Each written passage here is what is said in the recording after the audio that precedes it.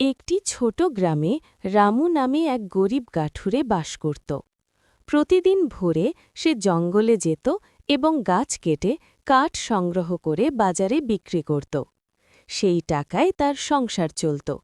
রামু ছিল খুব সৎ ও পরিশ্রমী মানুষ। একদিন সে নদীর ধারে গাছ কাটছিল। হঠাৎ অসাবধানতাবশত তার লোহার কুড়ালটি হাত ফসকে নদীর গভীর জলে পড়ে গেল।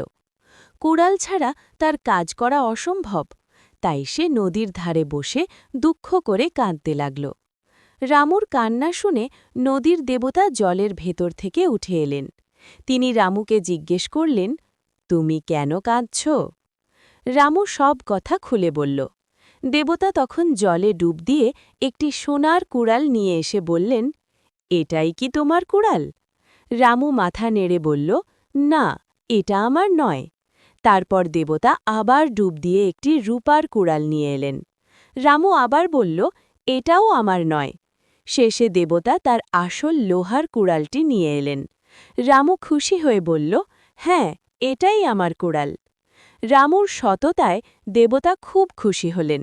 তিনি বললেন, তুমি খুব সৎ মানুষ, তাই আমি তোমাকে পুরস্কার হিসাবে এই 3টি কুড়ালি দিচ্ছি।